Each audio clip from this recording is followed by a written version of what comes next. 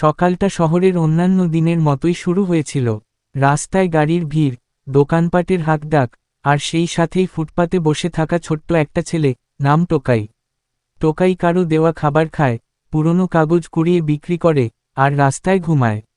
কিন্তু সে কখনো একা নয়। তার একমাত্র সঙ্গী একটি বাদামি রঙের কুকুর, নাম তার টম। টমকে সে পেয়েছিল একদিন বৃষ্টি ভেজা রাতে। তখন কুকুরটা ছোট, কাঁপছিল, আর রাস্তায় পড়েছিল। টোকাই নিজের ছেঁড়া জামাটা খুলে তাকে মুড়ে নেয়। তারপর থেকে আর কখনো আলাদা হয়নি তারা। দিন যায়, মাস যায়। শহরের মানুষ ব্যস্ত, কিন্তু টোকাই আর টম নিজেদের মতোই বাঁচে। তারা খেলে, একসাথে খায়, রাতে একে অপরের পাশে ঘুমায়। একদিন টোকাই অসুস্থ হয়ে পড়ে। জ্বর, কাশি, আর দুর্বলতা। কারো নজরে পড়ে না, কেউ সাহায্য করে না। কিন্তু টম কিছুতেই তাকে ছাড়ে না।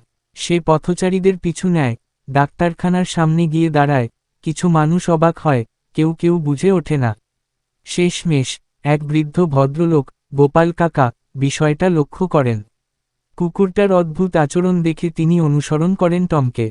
গিয়ে দেখেন ফুটপাতে এক শিশু কাঁপছে, আর কুকুরটা তার পাশে বসে হালকা গর্জন করছে যেন কেউ কাছে না আসে। গোপাল কাকা মানুষটা দয়ালু। তিনি সঙ্গে সঙ্গে টোকাইকে হাসপাতালে নিয়ে যান। চিকিৎসা হয়। দুদিন পর টোকাই চোখ খোলে। পাশে টম বসে, চোখে জল, কিন্তু মুখে হাসির ছায়া। চিকিৎসার শেষে গোপাল কাকা বলেন, তুই চাস তো আমার বাড়িতে থেকে পড়াশোনা করবি? তোর মতো সাহসী আর বন্ধুপ্রেমী ছেলে আমি কম দেখেছি। টোকাই কিছুক্ষণ চুপ থাকে, তারপর টমের দিকে তাকায়।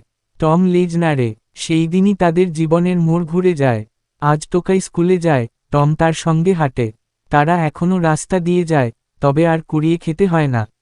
গোপাল কাকার বাসায় একটা ছোট্ট ঘর, আর বড় একটুখানি স্বপ্ন, ভবিষ্যতে পশুচিকিৎসক হওয়া, যেন আর কোনো টমকে কখনো কষ্ট পেতে না হয়।